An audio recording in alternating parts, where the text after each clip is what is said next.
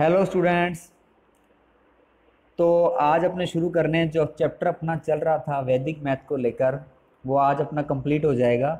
इससे पहले अपने 2 लेक्चर उसके डाल चुके हैं, जिसमें अपने डिस्कस किया था कि एक एक नंबर के जो अपने 2 क्वेश्चन हैं वो कैसे आएंगे। अब अपना लास्ट क्वेश्चन जो इस चैप्टर में से आने वाला है वो 2 नंबर का आएगा। वो कैसा आएगा कैसा नहीं आएगा उसके बारे में अपने आज बात करते हैं। इसको पूरा करने के बाद में आपका जो फर्स्ट चैप्टर है वो पूरे तरीके से कंप्लीट हो जाएगा, यानी कि 4 मार्क्स का जो अपना वर्क है वो कंप्लीट हो जाएगा। तो ज़्यादा टाइम ना लेते हुए मैं इसे शुरू करता हूँ। जैसा कि अपने यहाँ देख पा रहे हैं कि प्रश्नावली जो पहली प्रश्नावली अपनी वैदिक मैथ को लेकर, इस अंतिम भाग में अपने जो 2 नंबर वाले प्रश्न हैं उन सभी को हल करेंगे। ठीक है, तो इस प्रश्न या इस चैप्टर के अंदर अपने क्या कुछ डालने वाले हैं जो 2-2 नंबर का अपने आ सकता है, तो उसकी मैं बात करूं तो भाग विधि एक तो आएगी, और भाग के अंदर इसकी 3 विधियां हैं कि वैदिक मेथड से अपने भाग कैसे करते हैं। और भाग करने की 3 विधियां आपके, एक निकलम, एक प्रावर्त्य और तीसरी है ध्वजांक। और तीनों बहुत इंपॉर्टेंट है। आपको इन तीनों में से कोई भी एक क्वेश्चन, या आपने बात करें घनफल के बारे में, तो जो घनफल विधि है, जैसे मैंने यहाँ पे घनफल की सिर्फ आपके एक ही विधि है, निकलम आधार उपाधार विधि। क्योंकि जो पहले बुक थी अपनी पिछले साल, उसके अंदर क्या था कि लास्ट ईयर की मैं बात करूं तो थोड़ा सिलेबस में चेंज कर दिया था। घनफल के अंदर पहले 3 विधियां थी, जिसके अंदर सूत्र एकाधिकैन भी आ रही थी, उपसूत्र अणुरूपेण भी आ रही थी। उसको अब सिलेबस से थोड़ा आउट कर दिया है, यानी कि अपने घनफल की सिर्फ एक ही विधि पढ़नी है और वो है निकलम विधि। टोटल मिला के अपने पास 4 मेथड हो गए, 3 भाग के और एक अपने पास में हो गया घन का। तो इन चारों को करने के बाद में, यानी कि इन चारों में से कोई भी इसी एक विधि का क्वेश्चन आपके 2 नंबर का बोर्ड के एग्जाम में जरूर आएगा। तो चलो स्टार्ट करते हैं पहले अपने भाग विधि। तो भाग में शुरू करते हैं निकलम विधि। तो देखो ध्यान से, निकलम विधि के अंदर आपने पहले गुणा भी की थी। ठीक है, मैं करवा चुका हूँ आपको, गुणा भी आपने की थी, आपने वर्ग भी किया था निकलम विधि के अंदर। ठीक है, अब करते हैं निकलम विधि से भाग। तो निकलम विधि में क्या होता है, जब अपने भाग करते हैं तो आपने पढ़ा होगा कि उसके अंदर एक तो आधार की जरूरत पड़ती है।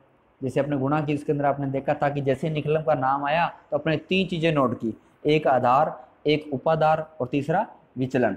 तो अब अपने को उपाधार की जरूरत नहीं है। जब अपने भाग करेंगे तो 3 बातें जो आपको ध्यान में रखनी है। पहली बात तो ये कि जो विचलन है वो हमेशा आपका धनात्मक रहने वाला है, यानी विचलन हमेशा प्लस में ही रहेगा। ठीक है, दूसरी बात, इस विधि के अंदर हमेशा जो भाजक है, भाजक का मतलब क्या, जिसका अपने भाग देते हैं। ठीक है, जिसका किसी भी संख्या में भाग दे रहे हैं वो क्या कहलाता है, भाजक। जैसे मान लो मैं यहाँ पे यूं लिख लूँ कि मैंने 2 का भाग दिया जी 4 में। ठीक है, तो क्या आएगा अभी, 2 दूनी 4, और 4 में से 4 कितने बच गए, 0। तो जो बीच वाला 4 है ये अपना क्या है, ये अपना है भाज्य। क्या है, भाज्य। और जो 2 जिसका अपने भाग दे रहे हैं वो अपना क्या कहलाता है, भाजक। ठीक है, और जो 2 उत्तर आता है वो भागफल, जो नीचे बचता है वो होता है शेषफल, ये अपने जानते हैं। तो कहने का मतलब क्या हुआ कि जो अपना भाजक है वो आधार से छोटा होना चाहिए। अब आधार क्या होता है आप जानते हैं, जैसे 10, 100, 1000, अपने पहले डिस्कस किया इसके बारे में। तो जो आपका भाजक है अगर वो आधार से छोटा है, मान लो किसी संख्या का आधार 100 है, जैसे नीचे वाला एग्जाम्पल दिया है कि 311 भाग 88, इसका मतलब क्या हुआ कि 88 यहाँ पे कौन है, भाजक है। क्या है, भाजक है। क्यों है भाजक, क्योंकि इसका अपने भाग दे रहे हैं किसमें, 311 में। तो 311 क्या है भाई, भाज्य है। ठीक है, तो इसका लेकिन इसको अपने को कोई लेना देना नहीं है भाज्य से। अपने को जो मेन चीज ध्यान रखनी वो है भाजक। तो भाजक अपना कौन है भाई, 88। अब इसका आधार क्या होगा 88 का, तो आधार कितना लेंगे अपने, 100। क्यों लेंगे ये मैंने आपको पिछली वीडियो के अंदर थोड़ा बता दिया है। तो आधार इसका 100 है। अब बताओ 100 ज़्यादा या 88, तो डेफिनेटली 100 ज़्यादा है। इसका मतलब क्या है कि आधार बड़ा है किससे, भाजक से। तो जिस सवाल के अंदर या जिस भाग के अंदर आधार है वो भाजक से ज़्यादा होगा, उस वक़्त अपने निकलम विधि का प्रयोग करेंगे। अब विचलन कितना है भाई, यूँ तो आना चाहिए इसका विचलन आपके हिसाब से -12। क्या आना चाहिए, -12, क्योंकि 100 से 12 कम है, ज़्यादा नहीं है, 100 से 12 कम है। लेकिन अपने हमेशा, मैंने आपको क्या बताया है कि विचलन हमेशा कौन सा लेना है, धनात्मक। तो 12 माइनस में नहीं आएंगे, 12 किस में आएंगे, प्लस में ही आएंगे। ठीक है, तीसरी बात, इसमें आपको उपाधार की कोई ज़रूरत नहीं है। उपाधार का अपने कोई काम नहीं है भाग विधि के अंदर, तो आपको उपाधार नहीं लिखना है। ठीक है, अब अपने एक थोड़ा सा एग्जाम्पल ले लेते हैं इसका छोटा, ताकि पता लग जाए कि कैसे कैसे इस सवाल को हल करते हैं। तो ध्यान दीजिए, सामने स्क्रीन पे अपना जो पहला एग्जांपल आ रहा है, जैसे 1221 में अपने भाग दिया जी 97 का। तो पहले अपने देखो इसका आधार क्या होगा, तो 97 के अंदर आधार कैसा होगा भाई 100। अच्छा विचलन कितने कम है 3, और 3 किस में लेने अपने को प्लस में। अब मैंने यहाँ पे अकेला इस विचलन को 3 लिख सकता था, लेकिन मैंने इसको लिखा है 0,3। तो 0,3 लिखने का मतलब क्या हुआ, देखो जितनी आधार में 0 होगी, अगर आधार में 0 1 है तो अपने अक्षर कितने होने चाहिए विचलन में 1 होना चाहिए। अगर आधार में 0 2 है तो विचलन में जो अंक है वो भी कितने होने चाहिए 2 होने चाहिए। अब देखो आधार में 0 कितनी है 2, तो यहाँ पे 3 के आगे अपने 0 लगा देंगे, फर्क पड़ेगा नहीं पड़ेगा। इसका मतलब क्या हुआ कि जितनी आधार में 0 है उतने अंक अपने आगे विचलन में। तो आधार 100, विचलन हो गया 0,3। अब अपने इसे सॉल्व करते हैं कि सॉल्व कैसे करेंगे। देखो तो आपने क्या करना है, जब निकलम विधि का ये तरीका है कि सबसे पहले आपको 3 खंड बनाने हैं, जैसे मैंने सामने बना रखे हैं, फर्स्ट खंड, ठीक है, सेकंड खंड, थर्ड खंड, ये आप देख पा रहे हो, ये पहला है, ये दूसरा है और ये तीसरा। तो सबसे पहले पहले खंड में आप क्या लिखोगे, देखो पहले खंड में जिसका आप भाग दे रहे हो यानी कि कौन भाजक, और उसके नीचे क्या लिखना है अपने को विचलन। तो यहाँ पे भाजक कौन है भाई 97 और विचलन कौन है 0,3, ये अपने पहले खंड में लिख लिया। फिर देखना है कि सेकंड खंड में क्या लिखेंगे, तो सेकंड से पहले अपने बात करते हैं थर्ड खंड की। तो थर्ड खंड में क्या करोगे, आधार में जितनी 0 है, कितनी 0 भाई 2, तो जो इस जिसमें भाग दे रहे हैं उसके लास्ट वाले 2 अक्षर कितने हैं भाई 2 और 1 यानी कि 21 हैं। तो इस 21 को अपने लिख लिया थर्ड खंड में। पता लग गया कि आधार में जितनी 0 है उतने अक्षर संख्या में से, संख्या कौन सी जो अपनी मेन संख्या जिसमें अपने को भाग देना है, जिसका अपने डिवाइड करना है, उसके लास्ट वाले उतने अक्षर। जैसे मान लो यहाँ पे 0 आधार होता 10, तो अपने वहाँ 21 की जगह पर क्या लेते भाई सिर्फ ओनली 1 लेते। समझा रही बात मेरी, ठीक है। उसके बाद में जो अपना बच गया सेकंड खंड, तो जो आप थर्ड खंड में लिखोगे, इस थर्ड खंड में से जितनी संख्या आपने लिख दी, 10 था, 1 0 थी तो आपने 1 अक्षर लिखा, 2 0 थी तो आपने 2 लिखे, ठीक है। तो उसके बाद में जितने अक्षर आगे बच गए उसको आप सारे सारे किसमें लिखोगे सेकंड खंड में। जैसे यहाँ पे क्या बचा भाई, आपने जब 21 लिख दिया तो आपके पास में बचा सिर्फ 12, तो आपने 12 लिख दिया यहाँ पर, ठीक है। अब अपने इसको सॉल्व करते हैं। देखो तो सबसे पहले इसका बहुत ही आसान विधि है, ध्यान से देखना कि जो सेकंड खंड से शुरू करना अपने को, तो पहले 1 को सीधा नीचे डाउन कर लेना है, 1 लिख लिया, फिर 1 की मल्टीप्लाई करनी है आपने 0 से। जैसे 1 को 0 से गुणा किया तो यहाँ क्या आ गया भाई 0। अब 1 की गुणा करनी है 3 से, यानी कि जो नीचे अपना संख्या आएगी उसको दोनों अक्षरों से गुणा करना है। तो पहले 1 का 0 से किया 0 आया, फिर 1 का 3 से किया तो क्या आ गया अपने पास में 3 आ गया, ठीक है।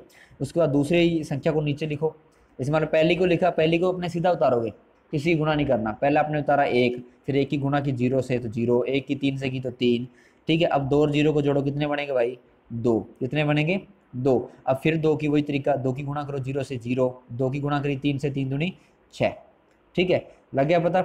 अब क्या करना है, अब लास्ट तक देखो संख्या कंप्लीट हुई कि नहीं हुई। अब लास्ट में आ गया 6, और 6 बिल्कुल किसके नीचे आ रहा है 1 के नीचे, यानी कि अपना संख्या क्या है बिल्कुल खत्म हो चुकी है। जहाँ पे संख्या खत्म होगी वहाँ पे अपना भाग खत्म हो गया। तो क्या करना है, अब नीचे संख्या लिख लो, 3 और 2 कितने होते हैं भाई 5, और 1 और 6 7, यानी कि जो इस खंड में यानी कि सेकंड खंड में जो आएगा वो अपना कहलाएगा भागफल, और जो थर्ड खंड में अपना आएगा वो कहलाएगा शेषफल। तो अब भागफल कितना है भाई 12, शेषफल कितना है अपने पास में 57, ठीक है। तो ये अपना सवाल हो गया कंप्लीट। पता लग गया। अब एक बार और बता दूं मैं कैसे करना है, कि आपने क्या करना है, सबसे पहले सेकंड खंड से शुरू करेंगे, तो पहले जो पहला अक्षर उसको सेम टू सेम नीचे उतार लो। तो पहला अपना यहाँ पे 1 था तो 1 को नीचे उतार लिया, फिर जो नीचे आएगा उसकी गुणा करनी है विचलन से। विचलन के अगर 1 अंक है तो 1 से, और दोनों है तो दोनों से। तो 1 की गुणा की 0 से तो 0, 1 की गुणा की 3 से तो 3, ठीक है। फिर दूसरी को वैसे नीचे उतारो, फिर उसकी फिर गुणा करो दोनों से, और कब तक करनी है, जब तक संख्या बिल्कुल कंप्लीट ना हो जाए, ठीक है। अब देखो ध्यान से, कंप्लीट हो गई, तो जो सेकंड खंड में आ रहा है वो अपना हो जाएगा भागफल, और जो अपना थर्ड खंड में आ रहा है वो अपना हो जाएगा शेषफल, ठीक है। चलो एक एग्जांपल और देख लेते हैं इसका। जैसे ये दे रखा है 311 भाग 8, ठीक है। तो ध्यान से देखना 311 भाग 8। अब 311 भाग 8 में क्या है, इसका आधार कितना लेंगे भी 8 का 10, विचलन कितना आएगा 2, और विचलन प्लस में क्यों लिया, समझे होंगे बात, मैंने पहले आपको बता दी है कि निकलम में विचलन क्या होगा, हमेशा भाग विधि में प्लस में होगा, ठीक है जी। अब वही तरीका, पहले खंड में क्या लिखेंगे भाई ऊपर भाजक और नीचे विचलन। तो ऊपर भाजक कितना है 8, विचलन कितना है 2, तो ऊपर लिख दिया 8, नीचे लिख दिया 2।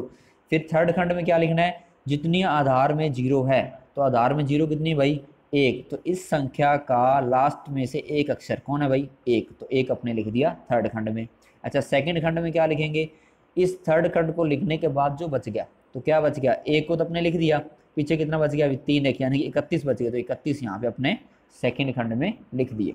अब वही तरीका सेम टू सेम देखो क्या करोगे भाई, पहली संख्या को सिंपल नीचे उतारो सीधा, तो पहली संख्या कौन है 3, तो 3 को अपने नीचे उतार लिया, ठीक है।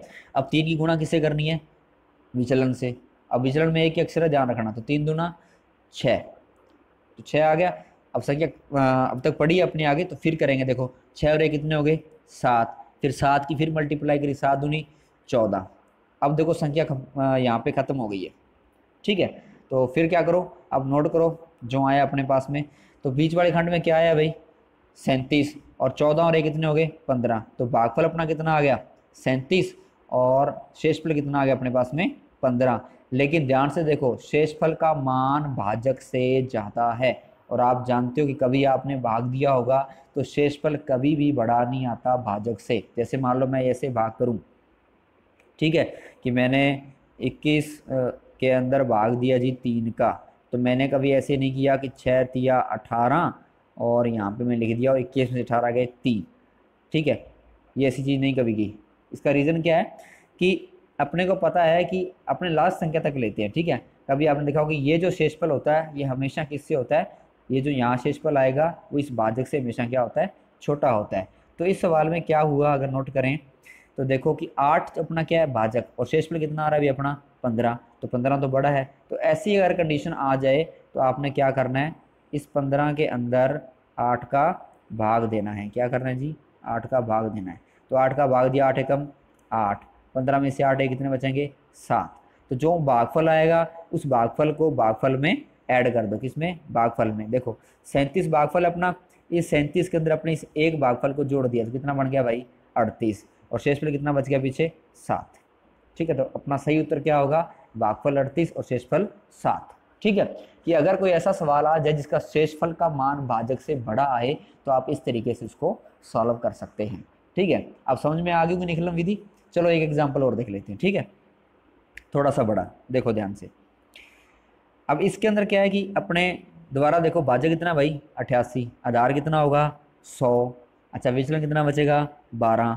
अब आधार 100 है विचलन 12, तो पहले खंड में क्या लिखेंगे, ऊपर भाजक कितना 88, नीचे विचलन 12, समझा रही बात। उसके बाद क्या करेंगे लास्ट खंड में क्या लिखेंगे भाई, जितनी आधार में जीरो है उतने अक्षर कौन सी संख्या के जिसमें भाग दे रहे हैं उसके पीछे से। तो आधार में जीरो कितनी है 2, तो इसके पीछे से ये 2 अक्षर कौन 25 अपने लिख दिए यहाँ पे, ठीक है। और बाकी जो बच के वहाँ लिख दिए सेकंड खंड में। अब देखो ध्यान से, तो क्या करेंगे, पहले को वैसे सेम टू सेम सीधा उतारना है, तो मैंने एक को सीधा नीचे उतार लिया, ठीक है। अब जो नीचे आएगा उसकी मल्टीप्लाई करनी किससे, या उसकी गुणा करनी किससे, विचलन से। तो एक की गुणा की 1 से कितना आएगा भाई 1, एक की गुणा की 2 से तो कितना आएगा 2, ठीक है। अब फिर दूसरी संख्या नीचे उतारनी है, 0 और 1 को जोड़ा कितना आया भाई 1, फिर वही गुणा दोबारा, एक की 1 से की तो 1 आया, एक की 2 से की तो कितना आया 3 आया। अब फिर जोड़ो 2 और 1 कितने हो गए 3, क्योंकि अब तक सवाल खत्म नहीं हुआ, ठीक है, क्योंकि लास्ट तक अपने को पता है भी लास्ट तक आना चाहिए। तो 2 और 1 3, अब 3 की गुणा करो, 3 एकम 3 और 3 दूनी 6, तो देखो लास्ट में जोड़ो 5 और 6 कितने हो गए भाई 11 अंक, कहाँ से लगी 1, 2 और 2 4 और 3 7 और 1 8। तो शेषफल कितना आ गया, मैंने बताया था ना कि सेकंड खंड में किसका उत्तर आएगा अपने भागफल का, और थर्ड खंड में किसका उत्तर आएगा शेषफल का। तो सेकंड खंड में कितना आ रहा है 113, तो भागफल आ गया 113, और लास्ट खंड में शेषफल कितना आ रहा है 81, तो अपना शेषफल आ गया 81, ठीक है जी, समझ में आ गई बात। तो ये अपनी निकलन विधि हो गई कंप्लीट।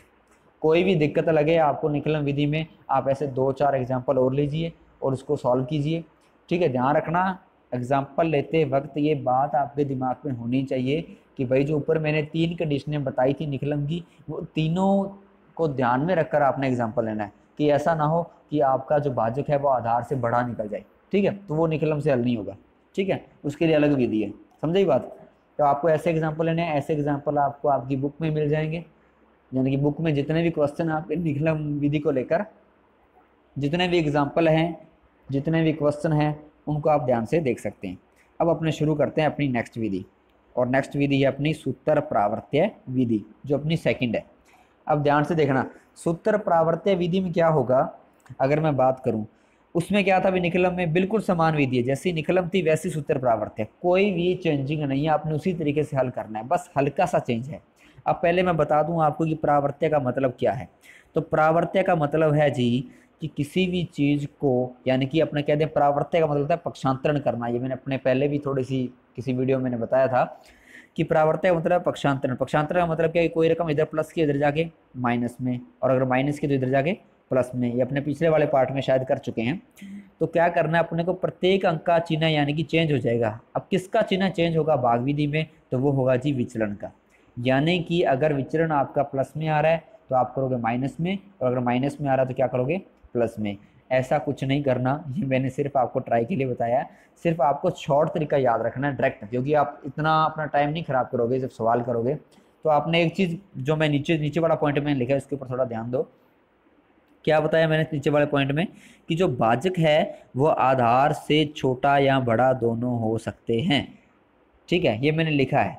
यानी कि इस विधि से सवाल तो अपने कर सकते हैं दोनों तरीकों से, कौन सा, छोटे वाला भी और बड़े वाला भी। लेकिन आपको जो मैं डायरेक्ट बता रहा हूँ, ये तो मैंने बुक की लैंग्वेज बताई है आपको। अब जो अपना तरीका है, ताकि आप थोड़ा कंफ्यूज ना हो इसके अंदर, तो आपको पता है कि जब भाजक आधार से छोटा होता है तो अपने विधि कौन सी यूज करते हैं जी, जो ऊपर की है, कौन सी, निकलम वाली।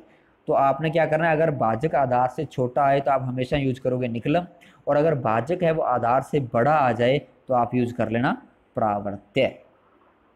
ठीक है, और सेम टू सेम तरीका है, लेकिन प्रावर्त्य के अंदर जो विचलन आएगा वो हमेशा किस में आने वाला है भाई साहब, माइनस में। किस में आने वाला है, माइनस में। क्यों आएगा माइनस में, देखो जैसे मान लो मैंने भाग दिया 103 का, देखो थोड़ा सा ट्राई करवा दूं हल्का सा मैं। जैसे मान लो मैंने भाग दिया 103 का, अब मेरा आधार कितना है 100, तो विचलन कितना आएगा मेरा, 100 से ज़्यादा है ना, यानी प्लस में आएगा कितना, 0.3। ठीक है, निकलम में आप सोच रहे हो कि सर आपने फिर प्लस में क्यों नहीं लिखा ना, माइनस में क्यों नहीं लिखा, तो मैंने आपको बता दिया था कि उसमें विचलन हमेशा क्या रहेगा, प्लस में रहेगा। अब देखो, तो इसका 100 से 100 आधार है तो विचलन आ गया 3, तो अब इसको 0.3 ही लिखोगे आप, ये तो आपका है विचलन। लेकिन जो प्रावर्त्य अंक आएगा, जब प्रावर्त्य विधि से कर रहे हैं तो इसका निशान क्या हो जाएगा, चेंज हो जाएगा। अब इसको 0.3 लिखोगे, आप लिखोगे -0 -3। ठीक है, तो विचलन की जगह पर आप ये अंक लिखोगे प्रावर्त्य का, -0 -3। और हाँ एक चीज़ और है, ये थोड़ा सा और लग रहा है देखने में, थोड़ा ठीक नहीं लग रहा, तो इसको आप इस तरीके से भी लिख सकते हो, 0 3 और इसके ऊपर यूं करके माइनस लगा दो। ठीक है, तो ये आपका हो जाएगा प्रावर्त्य अंक। तो ये तो आपका हो गया प्रावर्त्य अंक, और ये जो आपने यहाँ निकाला था वो आपका था विचलन। यानी कि जब आप निकलम विधि करोगे तो आप विचलन लोगे, और जब आप प्रावर्त्य विधि करोगे, ठीक है, तो आप क्या लोगे, इसके अंदर माइनस के अंदर प्रावर्त्य अंक लोगे, ना कि विचलन लोगे। ठीक है, समझे बात मेरी। अब क्या करना, देखो ध्यान से, आगे मैं आपको एग्जांपल, देखो नोट करो इसको, तो ये एग्जांपल है। अब अगर हम इस एग्जांपल की बात करें तो इसमें देखो भाग इसका दे रहा हूँ भाई मैं 88 का, आधार कितना है मेरा 100। तो बताओ अब 88 है तो आधार मेरा 100 है, तो भाजक छोटा हुआ कि बड़ा हुआ, तो भाजक मेरा क्या आ गया, छोटा आ गया। किससे, आधार से। तो इसको मैं प्रावर्त्य विधि से नहीं करूँगा, इसको मैं किस विधि से करूँगा, निकलम विधि से। और निकलम में क्या लूँगा, विचलन, और प्रावर्त्य में क्या लूँगा, प्रावर्त्य अंक। समझाई बात मेरी। तो इसको मैंने सारे को निकलम विधि से किया है। ठीक है, सारे को निकलम विधि से किया है। तो आप भी इस एग्जाम्पल की ट्राई कर लेना जो मैंने ऊपर आपको बताया। ठीक है, ये सेम टू सेम मैंने यहाँ पे लिखा है, लेकिन यहाँ पे देखो मैंने 112 शेष पर आ रहा था हल करने के बाद में, हल कैसे हुआ ये मैंने ऊपर आपको समझा दिया। ठीक है, दोबारा बात नहीं करूंगा, लेकिन जो चेंजिंग है इसके अंदर वो थोड़ा सा बता दूं कि यहाँ देखो शेष पर कितना आ रहा है अपने पास में 112। अब शेष पर भाई बड़ा है किससे, भाजक से, तो क्या करते हैं, वही भाग वाला तरीका दिया, भागफल कितना आया 1, 88 का भाग दिया 112 में, शेषफल कितना बचा 24। तो अपना ओरिजिनल शेषफल आ गया 24, और इस भागफल 1 को अपने जोड़ देंगे जो अपना भागफल है उसमें, तो 15 और 1 कितना हो गया जी 16। तो भागफल आ गया 16, शेषफल आ गया 24। ये आप कर सकते हो, आप इसको पहले अपने आप करना, अगर समझ में ना आए तो इसमें से थोड़ा देख लेना। ठीक है, वीडियो को पॉज करो और एक बार खुद करके देखा करो, ताकि थोड़ी सी, क्यों जितनी प्रैक्टिस आप, मैथ जो है प्रैक्टिस का खेल है, कंसेप्ट बिल्कुल ईजी है, अगर आप जितनी ज़्यादा प्रैक्टिस करोगे उतना ज़्यादा आपके दिमाग में ये चीज़ें रहेगी। ठीक है, अब देखो अपने आगे एग्जांपल लेते हैं जो प्रावर्त्य विधि से है। देखो, तो एग्जांपल 1 अपने देख लिया, अब मैं समझे होंगे बात जो मैं बता रहा हूँ आपको, ठीक है। या मैंने इसको थोड़ा सा बता भी दिया आपको पीडीएफ के अंदर, ये ध्यान दीजिए यहाँ पे ये लिख रखा है मैंने, अगर भाजक आधार से छोटा है तो कौन सी विधि, निकलम, और अगर भाजक आधार से बड़ा है तो सूत्र प्रावर्त्य विधि। अब मान लो सवाल इस तरीके से आ जाए आपके, जैसे मान लो ये एग्जाम्पल दे दिया आपको कि उपयुक्त दोनों विधियों में से आप कौन सी विधि से सवाल को हल करोगे, ठीक है। तो इसका आप देखो ध्यान से, इसका जिसमें भाजक देखो, भाजक कितना है भाई 1321। अब भाजक 1321 है, इसका मतलब क्या है कि भाजक 1321 है और मेरा आधार देखो क्या है 1321 का आधार कितना आएगा भाई, 1321 का आधार आएगा मेरे पास में 1000, कितना आएगा 1000। अब 1321 का जो आधार मेरे पास में 1000 आ गया और भाजक मेरे पास में आ गया 1321, तो बताओ भाजक ज़्यादा कि आधार ज़्यादा, भाजक ज़्यादा है। अगर भाजक आधार से बड़ा है तो क्या कौन सी विधि यूज़ करोगे आप, सूत्र प्रावर्त्य विधि। और अगर ये भाजक है वो आधार से छोटा होता तो क्या यूज़ करते, निकलम विधि। पता लग गया। और विधि बिल्कुल सेम है, जैसे आपने निकलम की वैसे ही आपने क्या करना है, प्रावर्त्य करना है। बस इसमें माइनस के अंक आ जाएंगे विचलन की जगह पर, और वहाँ पे किसके अंक आ रहे थे, प्लस के। चलो देख लेते हैं थोड़ा बहुत। इस एग्जाम्पल को अपने सॉल्व किया, देखो ध्यान से, मैं इसको निकाल लूँ एक बार। ये देखो यहाँ पे तो 1321 वही तरीका, आधार कितना है अभी अपना 1000, विचलन कितना आ गया 321, लेकिन यहाँ पे विचलन नहीं लेंगे, कौन सा अंक लेंगे अपने प्रावर्त्यांक। तो मैंने इन सबको माइनस में लिख दिया, -3 -1 -2, ठीक है। तो इसको मैंने बताया था आपको ऊपर भी, तो इसको अपने ऐसे भी लिख सकते हैं, 3 के ऊपर -2 के ऊपर -1 के ऊपर माइनस। फिर वही तरीका सेम टू सेम जो मैंने आपको ऊपर बताया निकलम में, कि यहाँ पे क्या लिखेंगे, पहले खंड में भाजक कितना है 1321, नीचे उसका विचलन। अब विचलन तो नहीं है, कौन सी विधि है, प्रावर्त्य विधि। तो यहाँ पे क्या आएगा भाई, प्रावर्त्य अंक कितना है, ये अंक। तो ये इसको अपने यहाँ पे लिख दिया, -3 -2 -1। फिर आधार में जीरो कितनी, 3, तो लास्ट खंड में अक्षर कितने भाई, 3, किसके, भाजक वाले। देखो थोड़ा सा मैं यहाँ देख लो हल्का सा, ये अपनी संख्या थी, अगर देखें तो ये रहा, ठीक है। अब देखो इसके अंदर आधार, अपने आधार के अंदर 3 जीरो थी, तो लास्ट वाले 3 अक्षर कौन कौन से हैं, 166, वो अपने लिख दिए थर्ड खंड में, ठीक है। और बाकी जो बच गया वो अपने लिख दिया सेकंड खंड में। ऐसे ही कर रहे थे निकलम में, ऐसे ही करना। फिर क्या करते थे, फिर अपना काम था कि इसको अपने पहली जो संख्या थी सेकंड खंड में, इसको अपने सीधा नीचे उतारते हैं, कितना आ गया 3। अब 3 की मल्टीप्लाई 3 से की, तो 3 × 3 कितना आया भाई 9, लेकिन 9 आएगा किसका, माइनस का। क्यों आया, क्योंकि ऊपर वाला 3 किसका है, माइनस का। फिर 3 की गुणा की 2 से, तो 3 दूनी 6 किसका आएगा, माइनस का। फिर 3 की गुणा 1 से की, तो 3 एकम 3 माइनस का। लग गया पता। अब गुणा होगी सबकी, अब दूसरी संख्या नीचे उतारो, तो 9 में से ये 9 जोड़े, लेकिन 9 हैं किसके, माइनस के, यानी कि 9 में से 9 गए, कितने बचे भाई 0, ठीक है। अब उत्तर आ गया 0। अब 0 की मल्टीप्लाई करो, अब 0 की तीनों से करेंगे तो क्या आएगा, 0 ही आएगी। तो यहाँ भी 0, यहाँ भी 0 और यहाँ भी 0। अब फिर तीसरी लाइन नीचे उतारो, तो ये ऊपर 5 है और नीचे क्या है 6, लेकिन 6 बड़ा है 5 छोटा है। 6 किसका है, माइनस का, 5 किसका है, प्लस का। तो ज़्यादा किसके हैं, माइनस के। कितने बचेंगे भाई, माइनस का 1। लग गया पता, तो माइनस का 1 आ गया। अब -1 की मल्टीप्लाई करो, देखो ऊपर, तो अगर इसकी मल्टीप्लाई करें अपने -1 की 3 से की, तो 3 एकम 3, और माइनस और माइनस की गुणा क्या हो गई भाई, प्लस। समझ रहे ना बात, ये मैंने आपको बता दिया था पिछली वीडियो के अंदर। अगर नहीं समझ में आ रहा, थोड़ा सा मैं आपको इसको ओपन करके बता देता हूँ कि -3 को जब अपने मल्टीप्लाई किया -1 से, तो 3 एकम 3, लेकिन माइनस और माइनस की गुणा क्या होगी भाई, प्लस होगी, ठीक है। तो ऐसे मैं आपको कंटिन्यू बताने वाला हूँ आगे। तो 1 की गुणा की -3 से, तो 3 आ गया। 1 की गुणा 2 से करेंगे तो 2 एकम 2, और 1 की गुणा 1 से करेंगे तो 1 एकम 1, माइनस माइनस की गुणा क्या हो जाएगी, प्लस हो जाएगी। अब देखो यहाँ पे लास्ट अक्षर आ चुका है, यानी संख्या क्या हो गई, खत्म हो गई। तो क्या करेंगे, अब जो है नीचे लिख लो, तो 6 और 1 कितना आ गया 7, 6 और 2 8, और ये 3 माइनस के हैं, दोनों माइनस के नहीं है, देखो ध्यान से। 3 नीचे वाला प्लस का और ऊपर वाला माइनस का, तो पहले प्लस वाली संख्या जोड़ लो। प्लस के 3 और 1 कितने हो गए 4, और 4 में से 3 माइनस वाले घटा दिए, कितना बच गया अभी नीचे 1। तो अपना जो लास्ट खंड में आता है वो क्या होता है, अपना शेषफल। तो शेषफल अपना कितना आ गया 187, और भागफल कितना आ गया अपना, जो बीच में कितना है 301।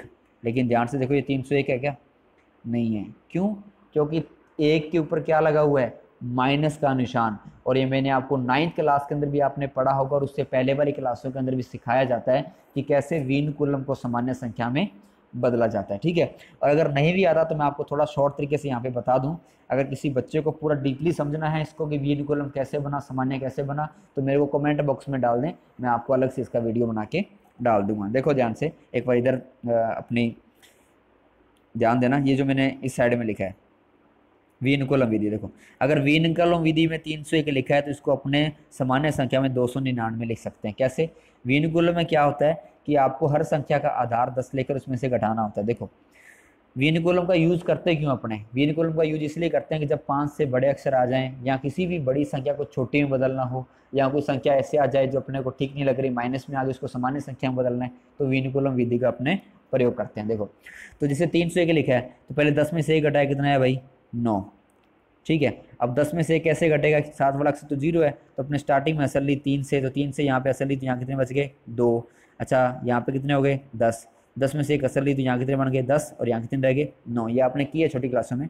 अब 10 में से 1 गए, कितने बचे 9, और 9 में से 0 गई, कितने बचे 9, और यहाँ पे 3 से कितने बच गए थे 2, तो ये बन गया 299। तो ऐसे आप विनुकुलम विधि से चेंज कर सकते हो। एक थोड़ा सा और एग्जाम्पल ले लूँ मैं, जैसे मान लो ये सामान्य संख्या 889, इसको बदलना है विनुकुलम में, तो वही तरीका, पहले 10 में से 9 घटाओ, कितने आएंगे भाई 1।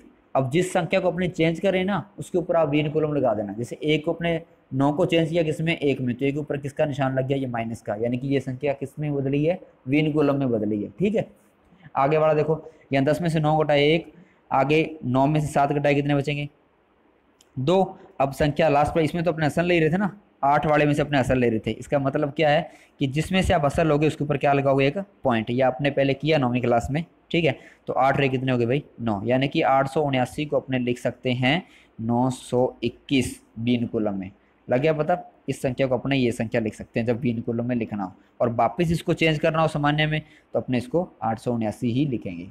ठीक है, अब ये कैसा होता है ये मैंने 9th क्लास के अंदर आप पढ़ के आए हो, और बाकी 6ठी 7वीं 8वीं के अंदर भी आपने पढ़ा है। यहाँ मैंने सिर्फ आपको बताने के लिए यहाँ पे थोड़ा सा, ताकि आपको ये सवाल में कोई दिक्कत ना आए, इसलिए मैंने थोड़ा सा आपको एक्सप्लेन कर दिया।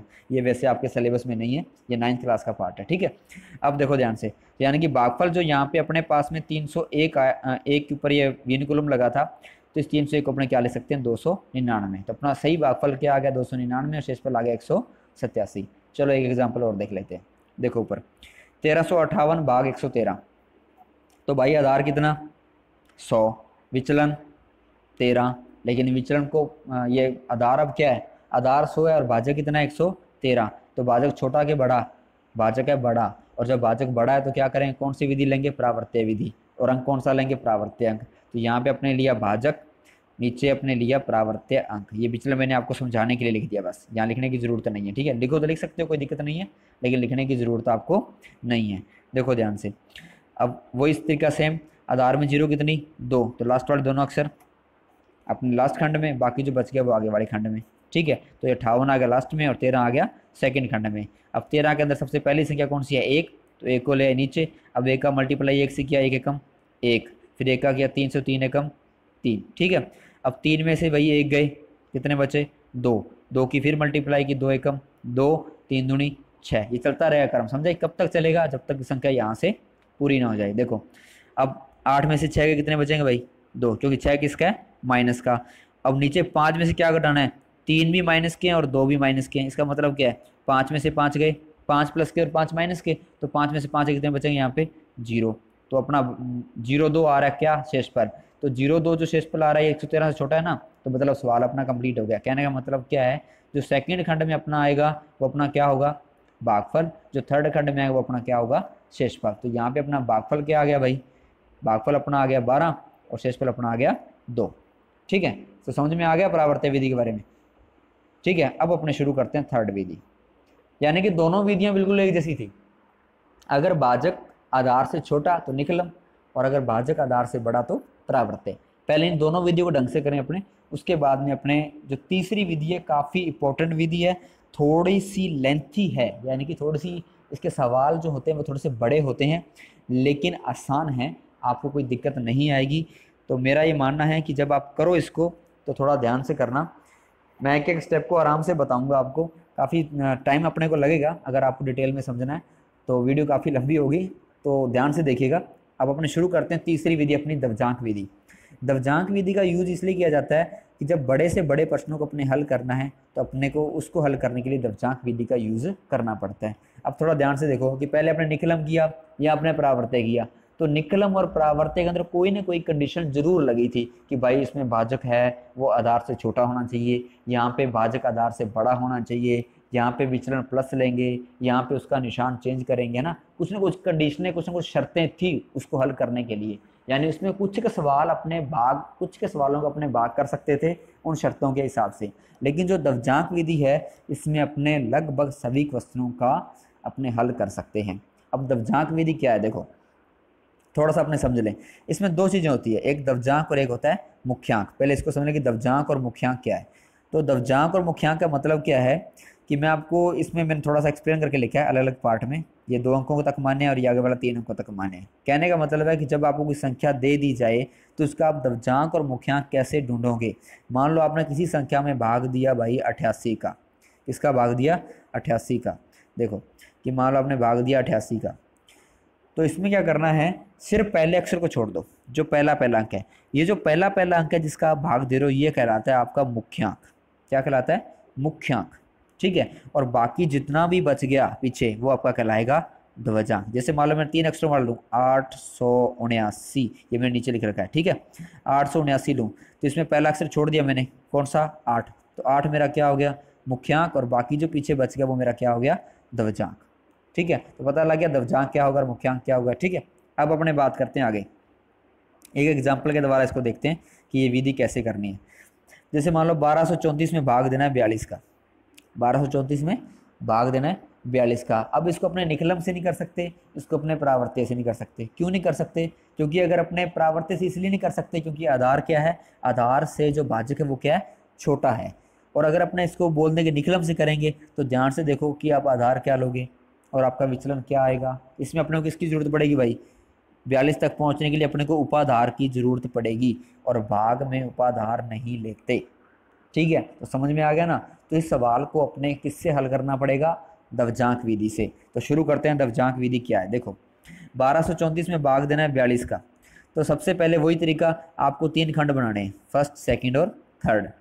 अब पहले खंड में क्या लिखोगे, दूसरे खंड में क्या लिखोगे, तीसरे खंड में क्या लिखोगे, ध्यान दो। पहले खंड में आप क्या लिखोगे, मुख्यांक के ऊपर यूं घात के रूप में, जैसे घात लिखते हैं ना अपने, जैसे मान लो 4 की घात 3, ठीक है। तो ऐसे आप मुख्यांक के ऊपर घात के रूप में क्या लिखोगे, दवजांक लिखोगे। जैसे यहाँ देखो, तो यहाँ संख्या अपने को भाग इसका दे रहे हैं 42 का, तो 42 में भाई मुख्यांक कौन सा होगा 4 और दवजांक कौन सा होगा 2। तो अपने मुख्यांक लिखेंगे यहाँ पे और उसके ऊपर घात के रूप में क्या लिखेंगे, दवजांक। समझे बात, ठीक है। उसके बाद में क्या करना है आपको, पहला खंड कंप्लीट हो गया, सेकंड खंड को एक बार छोड़ दो, थर्ड खंड देखो। थर्ड खंड में क्या करना है कि जो संख्या आपको दे रखी है, ये जो संख्या है, ठीक है, इस संख्या का अपने को अंतिम अंक यानी कि बिल्कुल लास्ट वाला अंक, कितना लास्ट वाला अंक भाई 4, तो वो अंतिम अंक अपने को लिखना है थर्ड खंड में। और बाकी जो बच गया, यानी कि 4 को अपने थर्ड खंड में लिख दिया, तो बाकी क्या बच गया 123, वो अपने लिखेंगे सेकंड खंड में। पता लग गया कि पहले खंड में क्या लिखेंगे, नीचे मुख्यांक ऊपर दवजांक, थर्ड खंड में जो इस संख्या का अंतिम अक्षर, और बाकी जो बच गया वो सेकंड खंड में। अब अपने शुरू करते हैं कि इसको हल कैसे करेंगे, देखो ध्यान से। तो क्या करेंगे, भी सबसे पहले अपने को क्या करना है कि जो ये नीचे मुख्यांक है, इस मुख्यांक का भाग देना है इन संख्याओं में, ठीक है। सेकंड खंड वाली संख्याओं में मुख्यांक का अपने भाग देना शुरू करेंगे। देखो तो पहले भाग देना शुरू किया मुख्यांक का, तो 4 का भाग 1 में नहीं जाएगा, तो अपने क्या लेंगे भाई 2 अक्षर लेंगे साथ में, 4 का भाग देंगे 12 में। अब कोई ऐसा बच्चा है जिसको भाग देना नहीं आता, ठीक है, अगर कोई ऐसा बच्चा भी जिसको भाग देना नहीं आता, सिंपल भाग जो अपने छोटी क्लासों में करते आए हैं, तो वो भी कमेंट बॉक्स में डाल देना, उसकी एक अलग से वीडियो अपने डाल देंगे। तो पहले अपने वो सीख लें, क्योंकि यहाँ पे अगर आपको नहीं आता तो पहले आप मेरे को बताते रहें, ताकि पहले आप वो वीडियो देखें, सिंपल भाग करना सीखें, उसके बाद में आप इस वीडियो को देखें, ठीक है। तो अपने 4 का भाग इसमें देंगे, भी 1 में तो नहीं जाएगा, तो अपने 2 अक्षर साथ में ले लिए, कितने हो गए 12।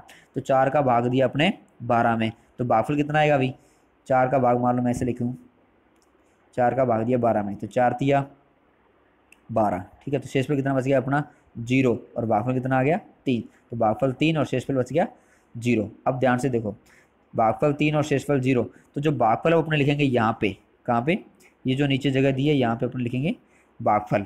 और जो ये ऊपर जगह दी है, जैसे अपने 4 का भाग आपने दिया था 12 में, तो 12 के बाद में जस्ट आप क्या लिखोगे यहाँ पे शेषफल, तो यहाँ पे शेषफल आपने लिख दिया 0। लग गया पता, नीचे लिखना है भागफल और यहाँ लिखना है शेषफल। अब ऊपर से संख्या उतारो तो जीरो तो जीरो आ गया और साथ में कौन उतर गया भाई, 3। भाग में यही करते थे आप, ठीक है। तो टोटल संख्या हो गई अपने पास में 0 3। अब इस 0 3 में क्या करना आपने, ऊपर वाला दवजांक और जो आपका भागफल आया कितना 3, इन दोनों की गुणा घटानी है। किसमें से, ऊपर जो संख्या अपने पास में बनेगी। तो 0 3 में से आपने घटाना है 2 - 3। तो 0 3 में से आपने 3 दूनी कितने हो गए भाई 6। तो 3 में से 6 घटाए कितने आएंगे माइनस के 3। तो माइनस के में 3 तो संख्या नहीं आनी चाहिए। याद रखना कि संख्या कभी भी माइनस के अंदर नहीं आनी चाहिए। अगर संख्या माइनस में आ जाए तो आपने क्या करना है, दोनों के दोनों स्टेप क्या करने हैं भाई, कैंसिल कर देने हैं। ये दोनों स्टेप मान्य नहीं होंगे जो आपने किए ना ऊपर वाले, एक स्टेप ये और एक स्टेप ये दोनों को डिलीट कर दो, दोनों काम के नहीं है। यानी कि आपने भागफल ऐसा लेना है जिसमें संख्या माइनस में ना आए। तो देखो क्या करना है, मैं आपको थोड़ा सा सवाल, यानी कि ये जो सवाल है ये मैं दोनों स्टेप आपको इसलिए लिखाए हैं ताकि आपको पता लग जाए कि सवाल के अंदर अगर माइनस आ जाए तो सवाल के अंदर अपने को ऐसे नहीं करना, अपने को कैसे करना है, अपने दोनों स्टेप कैंसिल करो और दोबारा से इसको शुरू करो। देखो यहाँ से मैंने यहाँ पे इस वीडियो के अंदर इस 3 को देखो काट रखा है, 0 को भी मैंने काट रखा है, मतलब ये दोनों स्टेप मैंने क्या कर दिए, कैंसिल कर दिए। अब मैं दोबारा से भाग दूंगा, 4 का भाग दूंगा 12 में। तो मैंने पहले भाग दिया, ठीक है, 4 का भाग जब मैंने दिया 12 में तो मेरे पास में भाई आया था, थोड़ा एक मिनट रुको, जैसे मैंने 4 का भाग दिया 12 में, ठीक है, तो मेरे पास भागफल आया था 3। तो मेरे पास शेषफल बचा था 0, जिससे करने से क्या हुआ कि आगे संख्या क्या आ गई, माइनस में आ गई। तो ये मेरा काम नहीं चलेगा। तो क्या करना है, जब ऐसी कंडीशन आ जाए तो क्या करना है, भागफल को छोटा कर दो, एक अंक छोटा कर दो। जैसे भागफल यहाँ पे 3 ले आया था तो अपने भागफल ले लिया जी 2। तो यहाँ गया 4 दूनी 8, 4 दूनी 8, तो 12 में से 8 कितने बचेंगे शेषफल 4। तो क्या करोगे, अब इस स्टेप को अपने करना है। देखो आगे मैं बता रहा हूँ आपको, ध्यान से देखना थोड़ा सा अपने इसको, यहाँ देखो मैंने, ठीक है। तो क्या किया, यहाँ पे अपने 12 के अंदर भाग दिया 4 का, ठीक है, 12 में अपने भाग दिया 4 का, तो भागफल अपने पास में आ गया 2 और शेषफल बच गया कितना 4, ठीक है। तो वही तरीका सेम जो अपने पिछले वाले स्टेप जो अपने कैंसिल हुए उसमें किया था, क्या करेंगे भाई, नीचे अपने भागफल लिखेंगे यहाँ पे और वहाँ ऊपर जहाँ से क्या खत्म होती है वहाँ क्या लिखेंगे शेषफल। तो यहाँ 0 को काट के क्या लिख दिया 4 और 3 को काट के क्या लिख दिया 2। तो अपना भागफल आ गया 2 और शेषफल आ गया 4। ऊपर से संख्या उतारी कितनी उतरेगी भाई 4 और साथ में उतरा 3, तो कितने बन गए 43। अब 43 में से क्या घटाना है, पहले क्या किया था, भागफल गुणा में दवजांक, ये रहा। वैसे अपने 43 में से क्या घटाया, भागफल गुणा दवजांक। तो इस बार भागफल कितना है 2 और दवजांक कितना है 2, तो 2 × 2 घटा दिए। तो 43 में से 2 × 2 यानी कि 4 के कितने बचे पीछे 39, ठीक है। अब कितना आ गया अपने पास में 39। अब 39 में भाग देना है किसका, दोबारा फिर किसका, मुख्यांक 4 का। पहले अपने भाग में क्या करते थे कि संख्या उतारी 43 और सीधा ही भाग दे दिया 4 का। लेकिन इस विधि में क्या करना है, दवजांक में आप जो भी संख्या ऊपर से उतारोगे उसमें से पहले भागफल और जो दवजांक है उन दोनों का गुणा माइनस करोगे, फिर जो नया भाज्य आएगा या नई जो संख्या आएगी उसमें आप आगे भाग दोगे 4 का, ठीक है। तो देखते हैं अपने आगे कैसे किया। तो अपने 43 आई, यानी 43 में से अपने 4 माइनस की तो अपने पास क्या बचा 39। अब 39 में भाग दिया 4 का तो क्या आएगा भाई, भागफल आ गया 9 और शेषफल आ गया 3। क्यों, क्योंकि 9 चौका 36 और 39 में 36 घटाए कितने बचे 3, तो भागफल 9 और शेषफल 3। तो अपने ऊपर लिखो भागफल 9 और शेषफल 3। वही तरीका, भागफल कहाँ लिखना है भाई, बीच वाले खंड में, और शेषफल कहाँ लिखना है ऊपर वाले में। देखो यहाँ पे, यहाँ आपने भागफल लिख दिया और ऊपर वहाँ जहाँ पे संख्या खत्म हुई जिसका आपने भाग दिया 43 खत्म हुआ, नीचे क्या लिख दिया शेषफल 3। तो यहाँ भागफल आ गया 9, ऊपर शेषफल आ गया 3। तो ऊपर से फिर संख्या उतारो कितनी आ गई भाई 34। तो अब 34 में भाग नहीं देना, पहले इसमें से क्या करना पड़ेगा, अपने को माइनस करना पड़ेगा। क्या माइनस करना पड़ेगा कि दवजांक गुणा में भागफल। तो भागफल कितना है भाई, दवजांक है 2 और भागफल है 9, तो 9 × 2 यानी कि 9 × 2 अपने माइनस कर दिया। तो 34 में से 9 दूना 18 यानी कि 18 घटाए, ठीक है। तो अपने पास कितना बच गया यहाँ पे 16, कितना बच गया 16। अब ध्यान से देखो, इतना करना, यहाँ पे संख्या बची क्या आ गया अपने पास में 4 को उतारने के बाद में, जैसे ही अपने इसको 4 को उतारा 34 को उतारा तो पीछे को संख्या बच रही है, नहीं बच रही। तो शेषफल कितना बच गया अपने पास में 16 और भागफल कितना आ गया अपने पास में 3, तो कैंसिल हो गया था, क्या बच गया अपने पास भागफल 29। तो उत्तर आ गया अपने पास में, भागफल आ गया 29, शेषफल आ गया 16। लग गया पता। तो इस तरीके से अपने दवजांक विधि करनी है। देखो मैं दोबारा से एक बार और बता दूं कि जैसी आप दवजांक विधि क्या थोड़ी सी लेंथी विधि है, एक बार आप इसको समझ में आ गए, आप जितनी प्रैक्टिस करोगे आपके दिमाग में ये विधि रहेगी, और जैसे जैसे इसकी प्रैक्टिस छोड़ दोगे तो ये विधि दिमाग से निकलती हुई टाइम नहीं लगाएगी। ठीक है, तो क्या करना है देखो, 1234 भाग 42। तो सबसे पहले क्या करोगे, 3 खंड बनाओगे। पहले खंड में आप मुख्यांक की घात में द्वितीयांक लिखोगे। दूसरे खंड में आप क्या करोगे भाई, दूसरे खंड को एक बार छोड़ दो, तीसरे खंड में संख्या का लास्ट अक्षर और दूसरे खंड में तीनों अक्षर। फिर क्या करोगे, मुख्यांक का भाग दोगे इन संख्या में सारी में। ठीक है, जैसे ही भाग दोगे, जैसे मान लो पहले 12 में भाग दिया आपने, क्योंकि एक में तो जाएगा नहीं, 2 अक्षर ले लिए। अगर 2 में ना जाता तो क्या करते, तीनों अक्षर लेते। अगर 3 में ना जाता तो क्या लेते, पूरी की पूरी संख्या उठा लेते। समझे बात। तो अपने 4 का भाग दिया 12 में, तो जैसे ही आप मुख्यांक का भाग दोगे संख्या के अंदर, तो आपने ध्यान रखना है कि भागफल ऐसा लेना है कि बाद में जो संख्या आपने घटाएं तो संख्या माइनस में ना आए। ठीक है, जैसे अपने सवाल के अंदर मैंने आपको करके बताया।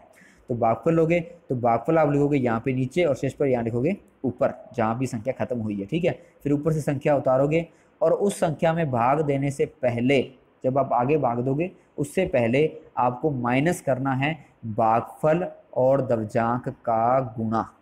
ठीक है, फिर जो नई संख्या आएगी उसमें आपने भाग कंटिन्यू करना है। इसका मतलब क्या हुआ देखो, कि आपने एक बार भाग किया 4 का, भाग 12 में दिया।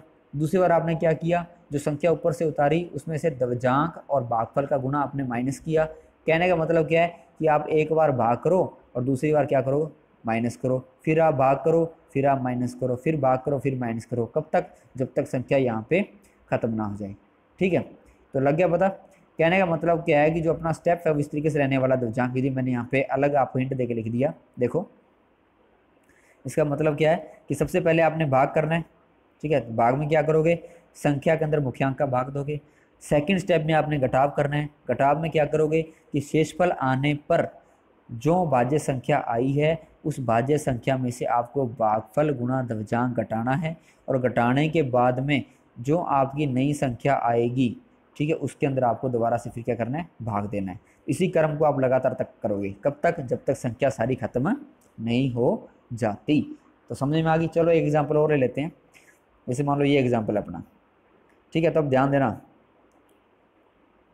ठीक है, जैसे अपना ये एग्जाम्पल है, थोड़ा नीचे कर लें इसको। ओके, दिख रहा है सबको। अब देखो 98,762 भाग 87।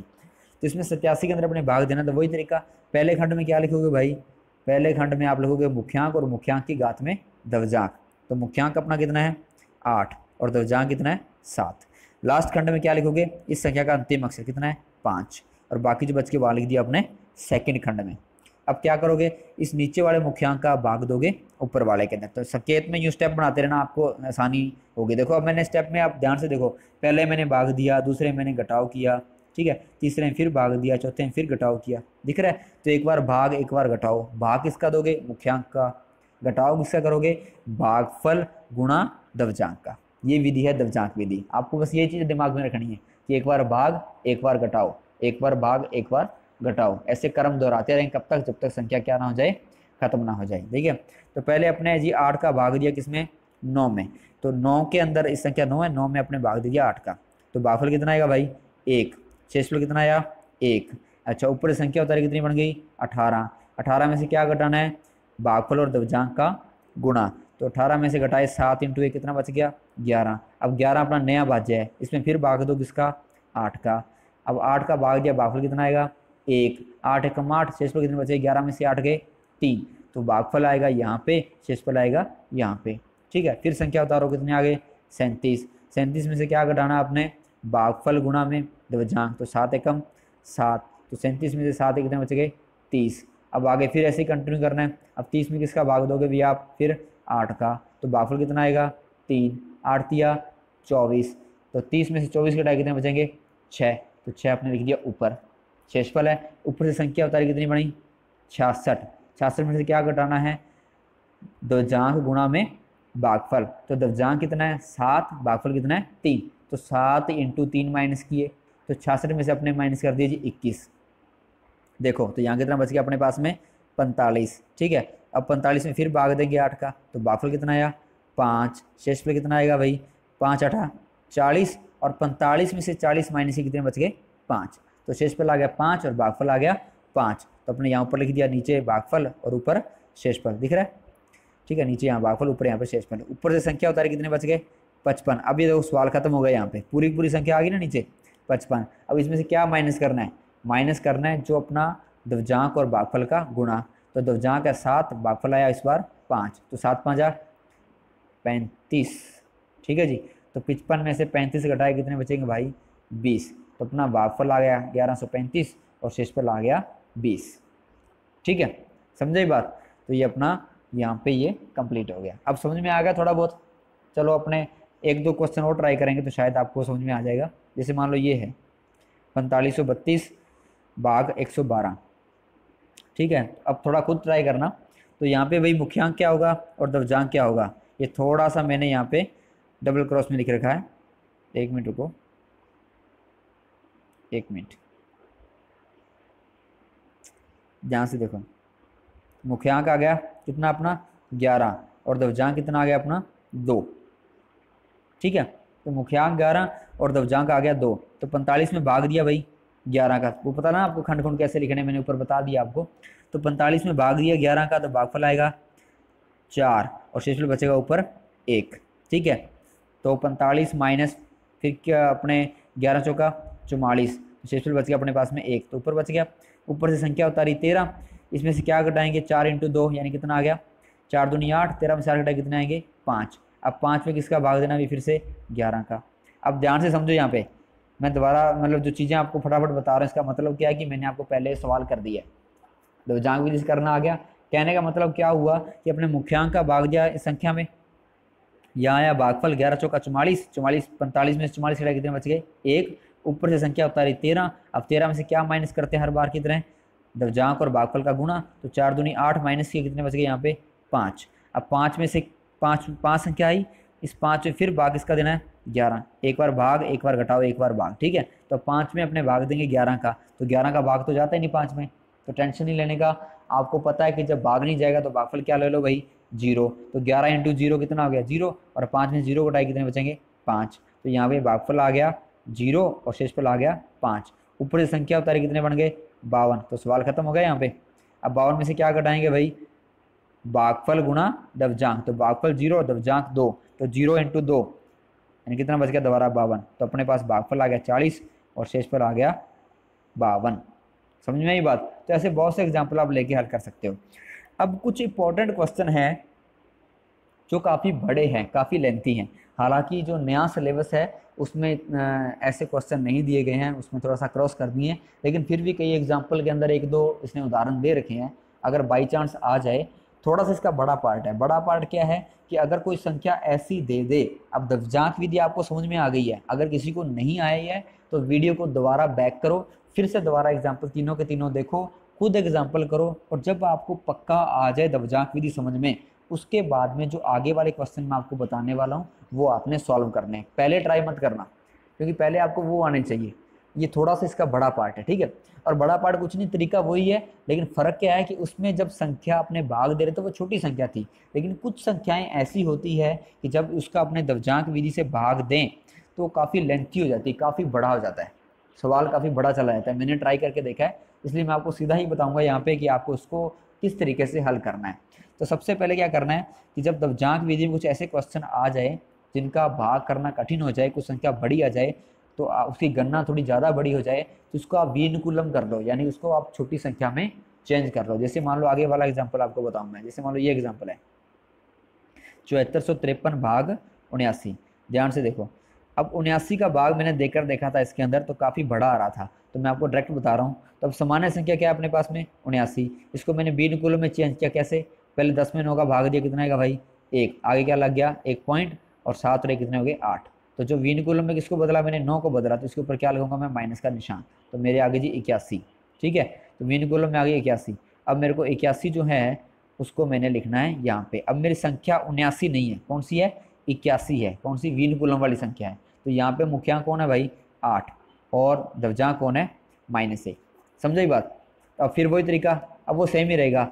लास्ट खंड में क्या लिखोगे, इसका लास्ट अक्षर कितना 3, बाकी सारे सारे कहाँ आ गए बीच में। अब देखो फिर वही तरीका, तो यहाँ आपने भाग देना शुरू किया, तो 8 का भाग 7 में नहीं जाता, तो दोनों अक्षर ले लिए कितने 74 लिया, तो 74 में भाग दिया 8 का। तो जब 8 का भाग देंगे 74 में, तो भागफल कितना आएगा 9। भागफल कितना आ गया 9। करके देख लेना आप, ये भाग देना आपको ऐसे आता है 74 में 8 का भाग। और पहले पीछे भी मैंने बहुत सारे एग्जाम्पल करवा दिए हैं। और जिस बच्चे को ऐसे भाग देना नहीं आता तो वो मेरे को थोड़ा बता दे कमेंटों में, अपने अलग से एक वीडियो डाल देंगे। अब देखो थोड़ा कि जब 74 में अपने भाग देंगे 8 का, तो 8 नहीं में आ गया भाई साहब 72, यानी कि 74 में 72 घटाए कितने बच गए 2, तो भागफल 9 और शेषफल 2। भागफल कहाँ लिखते हैं नीचे, शेषफल कहाँ लिखते हैं ऊपर। अब समझ में आ रहा है ना थोड़ा बहुत। अब भाग करने के बाद क्या करेंगे भाई, ऊपर से क्या उतारेंगे, संख्या पूरी की पूरी कितनी है 25, और इसमें से क्या करेंगे, भाग देने से पहले कुछ संख्या घटाएंगे। क्या घटाएंगे, दवजांक और भागफल का गुणा। तो 9 एकम 9, तो 9 एकम 9 की गुणा की, तो 9 किसके आएगा भाई माइनस के। क्यों आए माइनस के, क्योंकि एक इसका था भाई विनुकुलम में माइनस का था, तो 9 एकम 9 हो गया। अब 25 में से अपने माइनस ये बीच में पड़ा और माइनस पड़ा, तो माइनस में माइनस गुणा क्या हो गई प्लस, यानी कि 25 में अब 9 माइनस नहीं हुए, 9 क्या हो जाएंगे जुड़ जाएंगे। समझ रही ना बात। जैसे मान लो मैं ऐसे लिख दूँ इस संख्या को, अगर थोड़ा सा आपको समझ में नहीं आ रहा, देखो 25 माइनस क्या घटाना अपने को -9, -9। देखो माइनस और माइनस की मल्टीप्लाई क्या होगी भाई प्लस, तो 25 + 9 कितने हो गए 34। पता लग गया, ठीक है। तो अब इसे क्या करना अपने को, अब अपने पास संख्या आ गई 34। अब फिर से अपने भाग करना है, 34 में भाग दिया 8 का, तो भागफल 4, क्योंकि 8 चौका 32, और 34 में से 32 घटाए कितने बच गए 2, तो भागफल यहाँ पे शेषफल यहाँ पे। ऊपर से संख्या उतारो कितनी होगी 23, तो पूरी संख्या उतर गई ना नीचे। अब इसमें से क्या करना अपने को, घटाना है। क्या घटाना है, वही सेम क्या चीज़, भागफल और दवजांक का गुणा। तो 4 एकम 4 किसके आएंगे भाई माइनस के, और माइनस माइनस क्या होगा प्लस, और 23 और 4 कितने हो जाएंगे 27। समझे ये बात। तो भागफल कितना आ गया अपने पास में 94, और शेषफल कितना आ गया जी अपने पास में 27। ठीक है, तो ऐसे आप सवाल कर सकते हो, और भी सवाल ट्राई कर लेना। और दवजांक विधि मेरे को पता है कि बच्चों को प्रॉब्लम थोड़ी सी आएगी, क्योंकि थोड़ा सा लेंथी सिस्टम है। ठीक है, अगर कोई भी दिक्कत आपको आए तो मेरे को आप कमेंट बॉक्स में ज़रूर बताएं, ताकि आप इसे मैंने आपको पहले ही बताया कि जैसे ही अपने 3 पार्ट कंप्लीट होंगे, अपने एक डाउट जो है आपकी डाउट क्लासेस का वीडियो बनाएंगे, उसमें मैं आपको सारे के सारे क्वेश्चन सॉल्व करवाऊंगा। तो अगर आप मेरे को डाउट भेजेंगे तभी मैं डाउट क्लास बना सकूँगा, है ना। तो आप जो कर रहे हो साथ साथ इन वीडियोस को कीजिए, इन क्लासेस को कीजिए, और जो भी आपके डाउट्स हो मेरे को बताइए, ठीक है, ताकि अपने डाउट क्लासेस के अंदर मैं आपके सारे डाउट का सलूशन आपको दे सकूँ। ठीक है, तो अब अपने बात करते हैं, ये अपना भाग वाला सिस्टम कंप्लीट हो गया। अब मैंने एक प्रैक्टिस के लिए आपको ये क्वेश्चन छोड़ दिया दवजांक विधि में, 21/015 में भाग देना 879 का, और 879 का विनुकुलम, क्योंकि ये बड़ी संख्या है तो इसका विनुकुलम आप कितना आएगा 921। और कैसे आएगा ये मैंने आपको ऊपर इसका करके दिखाया है वैसे तो 879 का, और फिर भी अगर आपको नहीं आता तो मैंने ऊपर आपको थोड़ा सा समझाया है, और वैसे 9th में 7th में 8th में आप इसको कर चुके हो। देखो जी, अब शुरू करते हैं वैदिक विधि से अपना नेक्स्ट पार्ट। तो बाकी तीनों विधियां कंप्लीट हो गई, कौन सी, निकलम, प्रावर्त्य और दवजांक। निकलम और प्रावर्त्य तो बिल्कुल आसान जो आपने देखी, और दवजांक थोड़ी सी लेंथी है, टफ नहीं है, आसान है, लेकिन थोड़ी सी गणना इसकी लंबी है। कई बार बच्चे को थोड़ा सा मतलब परेशानी हो जाती है लंबी गणना में, क्यों अपनी प्रैक्टिस नहीं होती। तो जितनी आप प्रैक्टिस करोगे उतना जल्दी आपको इस चीज़ के बारे में पता लगेगा। अब अपने शुरू करते हैं घनफल वाला पार्ट। तो घनफल वाले पार्ट के अंदर क्या है, देखो ध्यान से, अगर मैं बात करूं तो घनफल में आपके सिर्फ एक विधि है। नए जो बुक है जो आपकी, उसमें सिर्फ एक ही विधि है, बाकी जो विधियां सिलेबस में से निकाल दी थी वो है सूत्र, निकलम, आधार, उपाधार विधि। तो निकलम विधि से आपने भाई वर्ग करना सीखा था, ठीक है, फॉर्मूला लगाया था आपने, सवाल हल किया था, तो वही सेम तरीका आपने क्या करना है घन में। ठीक है, निकलम में जैसे निकलम का नाम आया, अभी अपने ऊपर भाग किया, उससे पहले अपने गुणा भी की, है ना, वर्ग भी किया। तो निकलम में आप जानते हो क्या चीज़ें ध्यान में रखते हैं, एक तो आधार, एक उपाधार, एक विचलन। ठीक है, तो उन तीनों को अपने यहाँ लेके चलेंगे। तो पहले मैं आपको बता दूं, अगर किसी को पता नहीं घन क्या होता है, घनफल होता क्या है, ठीक है, असल में तो घनफल जो होती है किसी भी संख्या का 3 बार गुना, यानी कि उसको अपने इस तरीके से शो करते हैं। मैं थोड़ा सा इसको ऊपर करके बता दूं आपको, ये से देखो, यानी कि किसी भी संख्या का की घात 3, यानी कि उस संख्या का 3 बार गुना। जैसे मान लो 4 का मेरे को घन करना है, तो मैंने लिखा 4 की घात 3, यानी कि 4 × 4 × 4, तो 4 चौकी 16, 16 चौकी 64, तो ये 4 का घन कितना आएगा भाई 64। ठीक है, ये जो वर्ग घन ये छोटी क्लास में आप पढ़ चुके हो। ठीक है, तो घन का मतलब पता लग गया आपको। अब अपने आते हैं विधि पे। तो विधि है निकलम उपाधार विधि सूत्र। तो पहले मैं इसके 2 सूत्र बनते हैं, एक तो निकलम आधार बनता है, एक निकलम उपाधार बनता है। तो पहले अपने उपाधार की बात करते हैं। तो ये सूत्र आपके सामने लिखा है, अब इसको रटना नहीं है, मैं आपको शॉर्ट तरीका बताता हूँ इसको याद करने का, कैसे याद करोगे। देखो ऐसा सूत्र आपने वर्ग के अंदर भी देखा, लेकिन वो थोड़ा सा इससे छोटा था ना, ये थोड़ा घन का है तो उससे थोड़ा सा बड़ा है। तो कैसे करोगे, देखो आप ध्यान से देखो, पहले 3 खंड बनाए मैंने, ये पहला खंड है, ठीक है, उसके बाद दूसरा खंड, फिर तीसरा खंड, ये आपका फर्स्ट हो गया, ये आपका सेकंड हो गया, ये आपका थर्ड हो गया। देखो फर्स्ट खंड में क्या किया मैंने, उपाधार अंक की क्या लिखी है, स्क्वायर, क्या लिखी है, स्क्वायर। सेकंड में मैंने क्या कर दी, घात छोटी कर दी, यहाँ 2 घात थी, यहाँ कितनी होगी 1 घात, और यहाँ पे घात कितनी होगी 0, यानी कि खत्म ही हो गया। समझे बात। थर्ड खंड में उपाधार नहीं आया, दूसरे खंड में उपाधार 1 बार आया, और तीसरे जो पहला खंड है आपका उसके अंदर उपाधार कितने बार आया, 2 बार आया, ठीक है। ऐसे विचलन देखो, थर्ड खंड में विचलन की घात कितनी है 3, यानी कि विचलन कितने बार 3 गुणा में है, 3 बार गुणा में है। सेकंड खंड में विचलन कितने बार गुणा में है, 2 बार गुणा में है, और फर्स्ट खंड में विचलन कितनी बार आया, 1 बार आया, ठीक है। थर्ड खंड में किसी की गुणा नहीं है, सेकंड खंड में 3 की गुणा है, और फर्स्ट खंड में किसी गुणा है 2 की गुणा है। समझ रही बात। और साथ में किसका प्लस करना है, संख्या का। तो आप इस तरीके से इसको थोड़ा सा याद करने में आपको आसानी होगी। तो फॉर्मूला आपका क्या है आपके पास में, उपाधार अंक की स्क्वायर, संख्या प्लस 2 गुना विचलन, फिर उपाधार अंक गुणा 3 गुना विचलन की स्क्वायर, और फिर ऑब्लिक लगा के तीसरे खंड में विचलन की घात 3।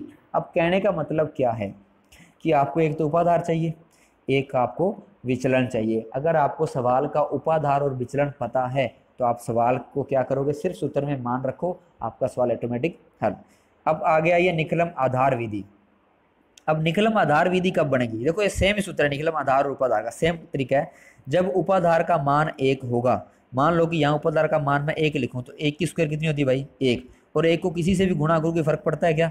जैसे मान लो मैंने 1 को गुणा किया 2 से, तो कितना आएगा 2 एकम 2, 1 को गुणा किया 3 से, कितना आएगा 3 एकम 3, यानी कि वही संख्या सेम टू सेम आ रही है। तो एक ही मल्टीप्लाई करने से कोई फर्क नहीं पड़ता, गुणा करने से कोई फर्क नहीं पड़ता, वो सेम टू सेम संख्या आ जाती है। तो ऐसे जब उपाधार का मान 1 होगा, तो यहाँ पे जब अपने उपाधार का मान 1 लिखेंगे, ठीक है, तो उपाधार क्या हो जाएगा जी, खत्म हो जाएगा, यानी गुणा होने के बाद खत्म हो जाएगा। तो अपने पास कौन सा सूत्र बन जाएगा, निकलम आधार विधि सूत्र। कहने का मतलब मेरा क्या है कि जब आप निकलम आधार विधि सूत्र, देखो नीचे में लिख दिया, दिख रहा है आपको, उपाधार और आधार में सिर्फ थोड़ा सा फर्क है, चेक करो। इसमें उपाधार अंक थे, इसमें उपाधार अंक नहीं है, बाकी सेम टू सेम है। देखो संख्या प्लस 2 गुना विचलन, ये रहा, 3 गुना विचलन की स्क्वायर, ये रहा, विचलन की घात 3, ये रही, ठीक है। तो ये सेम ही सूत्र है, दोनों सूत्रों को अलग अलग आपने याद नहीं करना। समझा रही बात। अगर उपाधार का मान 1 नहीं है, ठीक है, तो आप क्या करोगे जी, आप करोगे निकलम उपाधार विधि से सवाल का घन, और अगर उपाधार का मान 1 हो तो आप सूत्र कौन सा लगाओगे, निकलम आधार विधि का। और है दोनों सूत्र बिल्कुल सेम और आसान एक जैसे, ठीक है। अब अपने इसके कुछ एग्जाम्पल हल करते हैं। देखो जैसे फर्स्ट एग्जाम्पल है 32 की घात 3, घन करें ना भाई, 32 की घात 3, देखो यहाँ पे, तो इसका आधार कितना आएगा 32 का भाई 10, उपाधार कितना आ गया 10 × 3 30, और विचलन कितना बच गया पीछे 2, ये मैंने आपको पीछे सिखाया है, ठीक है। तो उपाधार का मान 1 आ रहा है क्या, नहीं आ रहा, 1 से ज़्यादा आ रहा ना, 1 नहीं आ रहा, कितना भी हो चाहे 1 नहीं आ रहा। और जब 1 नहीं आ रहा तो कौन सी विधि लेंगे, निकलम उपाधार विधि सूत्र। तो इसका सूत्र मैंने यहाँ पे आपको लिख दिया। देखो अब उपाधार कितना है भाई, उपाधार कितना है अपने पास में 3, देखो ध्यान से, उपाधार है 3, तो यहाँ उपाधार की जगह कितना आ गया 3, ऊपर क्या लगी स्क्वायर, प्लस संख्या कितनी है अपने पास में 32, प्लस 2 का 2, विचलन कितना है भाई 2, ठीक है। फिर उपाधार अंक कितना है अपने पास में, उपाधार अंक है 3, तो 3 का 3 आ गया, फिर अपने पास में 3 का 3, फिर विचलन अपने पास में 2, 2 की स्क्वायर, फिर विचलन की घात 3, यानी कि 2 की घात 3। अब इसको सॉल्व करेंगे तो 3 की स्क्वायर कितनी होगी भाई 9, 2 दूनी 4, प्लस में क्या आ गया 32, ऐसे 2 की स्क्वायर क्या होगी 2 × 2 यानी कि 4, और 4 इंटू 2 की स्क्वायर कितनी होगी 4, और 3 और 3 गुणा मैंने क्या लिखी यहाँ पे 9, और 2 की घात 3 कितनी होगी 8। अब इन्हीं गुणा कर लो सबकी, तो 32 और 4 36 इंटू 9, 9 चौका 36, और लास्ट में कितना है 8।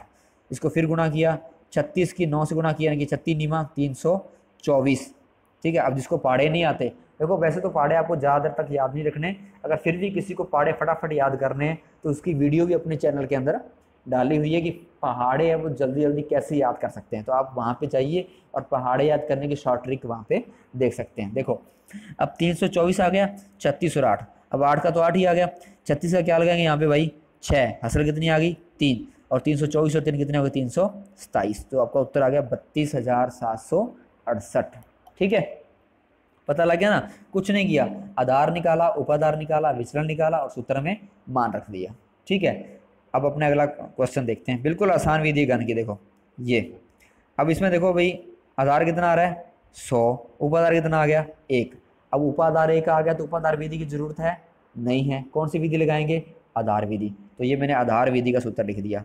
विचलन आपको पता है कितना आ रहा है -0.2। अब इसमें प्लस मत कर देना, क्यों, क्योंकि प्लस किस में रहना था, वो कंडीशन सिर्फ किस में थी, सिर्फ भाग में कंडीशन थी, घन में और किसी में ये कंडीशन आपने नहीं देखी होगी, सिर्फ भाग में कंडीशन है कि निकलम का मान क्या करना है, हमेशा विचलन, जब निकलम विधि से भाग करेंगे तो विचलन हमेशा क्या रहने वाला है, प्लस में रहने वाला है। अब देखो तो संख्या कितनी है भाई 98, 2 का 2, विचलन कितना मेरे पास में -0.2, 3 का 3, विचलन की स्क्वायर यानी कि -2 की स्क्वायर, फिर विचलन की घात 3 यानी कि -2 की घात 3। तो जब इसको सॉल्व किया तो 2 × 2 कितना हुआ 4, 4 किसके होंगे माइनस के, और 98 में से 4 है कितने बच गए 94। अब यहाँ पे स्क्वायर की मैंने, अब ध्यान से देखना, -2 गुणा -2 कितना आएगा भाई 2 दूनी 4, और माइनस से माइनस गुना क्या हो जाएगी प्लस, तो 4 किसके हो गए प्लस के 4 हो गए, और 4 × 3 क्या आएगा 12। ठीक है, लास्ट वाला देखो, अब -2 × -2 तो कर दिया, अब -2 की घात कितनी है भाई 3 है, यानी कि -2 कितने बार गुना है 3 बार, तो 2 बार अपने यहाँ का रखा है, एक बार और कर दो, देखो -2 का, तो 4 दूनी 8, लेकिन 8 आएंगे किसके माइनस, और प्लस की गुणा क्या हो जाएगी भाई माइनस, तो 8 आ गया माइनस का, तो यहाँ गया 94, 12 और -8। जब ऐसी कंडीशन आ जाए कि किसी ब्रैकेट के अंदर संख्या आपको माइनस में मिल जाए तो क्या करोगे, अपने यही करते ना, इधर से क्या लोगे एक हसल, 12 में से आपने एक संख्या इधर से ली तो 12 में से कम हुआ कितने बच गए यहाँ पे 11, और जो आप इधर से घटाने के लिए लोगे वो आप आधार आएगा आपका, जैसे मान लो आधार यहाँ पे 10 है, तो इधर से जब आप एक हसल लोगे तो यहाँ कितने बनेंगे 10 बनेंगे। ठीक है, समझ रही बात, अगर आप 2 ले रहे हो संख्या तो कितने बनेंगे 20 बनेंगे। ठीक है, अब आधार कितना है जी आपका, आधार कितना है 100, आधार आपके पास में है 100, तो यहाँ पे संख्या भी कितनी बनेगी, जब आप इधर से 1 उठाएंगे तो यहाँ बनेगा 100, और 100 में से क्या माइनस करना आपने 8, तो 100 में से जैसे ही आपने 8 माइनस किया तो कितना बचा आपके पास में 92, तो आपने पास आएगा 94, और 12 में से 1 जब असली तो माइनस होगा, कितना बच गए 11, और यहाँ बच गए 92, तो सीधी सीधी संख्या आपके पास आ गई 94, 11 और 92। अब ध्यान से देखो, आधार में जितनी जीरो है उतने ही अक्षर आपके एक खंड में होने चाहिए, तो यहाँ आधार में जीरो कितनी है भाई 2, तो खंड में अक्षर भी कितने हैं 2, तो 92 सीधा आएगा, 11 भी सीधा ही आएगा, और 94 भी सीधा ही आएगा। ठीक है, और अगर अक्षर 3 होते तो क्या करते, वो असल में चला जाता तीसरा अक्षर, है ना, ये अपने को पता है, पहले अपने सॉल्व किया ऐसे खंडों को। ठीक है, तो पता लग गया ना, तो ये आपका कंप्लीट हो गया, ये पूरी की पूरी विधि आपकी कंप्लीट हो गई घनफल की। अब बहुत सारे एग्जाम्पल आपकी किताब के अंदर दे रखे हैं, उससे भी आप देख सकते हो, और अगर कहीं भी दिक्कत लग रही है तो आप मेरे को कमेंट बॉक्स में ज़रूर बताएं। अभी तक कोई भी ऐसा कमेंट मेरे पास डाउट में नहीं आया कि मैं उसका सोल्यूशन दे सकूँ। हाँ, यहाँ तो इसका दो मतलब हो सकते हैं कि यहाँ तो आपको सब कुछ समझ में आ रहा है, या फिर आपने अभी तक वीडियो को पूरी तरीके से नहीं देखा है। तो आप भाई वीडियो को पूरी तरीके से देखें, और जहाँ भी आपको डाउट लगे मेरे को ज़रूर बताएं। तो अपना घनफल खत्म हो गया, घनफल की ये विधि खत्म हो गई, और इसी के साथ साथ अपना जो ये चैप्टर है वो भी क्या हो गया, खत्म हो गया। कहने का मतलब क्या है कि जो वैदिक मैथ का आपका चैप्टर था 4 नंबर का, ठीक है, उसका अपना कंप्लीट हो चुका है। घन की 2 विधियाँ और भी है, वो आपके सिलेबस में नहीं हटा दी गई है। तो इसके बाद में अगर ज़रूरत हुई तो समस्यात्मक प्रश्नों का एक वीडियो मैं ज़रूर डालूंगा आपके कमेंट के हिसाब से, और अगर आपके डाउट सारे क्लियर हो गए हैं, क्योंकि मैंने हर चीज़ को बेसिक तरीके से बताया है, तो मेरे को लगता नहीं कोई डाउट होगा। अगर फिर भी हुआ तो मेरे को ज़रूर बताएं, ताकि उसको एक नई वीडियो के अंदर मैं आपको उन सभी क्वेश्चनों का सलूशन डाल दूंगा। तो आज आपका दोस्तों वैदिक मैथ का जो अपना पार्ट था, पहला चैप्टर था, वो ख़त्म हो चुका है। उसके अंदर आने वाले तीनों क्वेश्चन अपने तीनों वीडियो के अंदर कर चुके हैं। टोटल नंबर हो गए 4। तो जिन जिन बच्चों के अगर आप ये तीनों वीडियो पूरे कंप्लीट तरीके से देख लोगे तो मैं आपको पक्की गारंटी के साथ कह सकता हूं कि आपके 4 नंबर आपसे कोई नहीं छीन पाएगा। आपके 4 नंबर बिल्कुल पक्के होंगे। और फिर भी कोई समस्या आपको लगे तो आप मेरे को कमेंट बॉक्स में ज़रूर दें। और जितने भी 10वीं कक्षा के बच्चे हैं उनको ज़्यादा से ज़्यादा अपने सहपाठियों को, और अगर कोई टीचर है तो अपने बच्चों को इन वीडियो को ज़रूर शेयर करें। और कोई भी आपको दिक्कत इसमें लगे, समस्या लगे तो मेरे को ज़रूर बताएं। तो आज के लिए ये आपका चैप्टर इतना ही। धन्यवाद।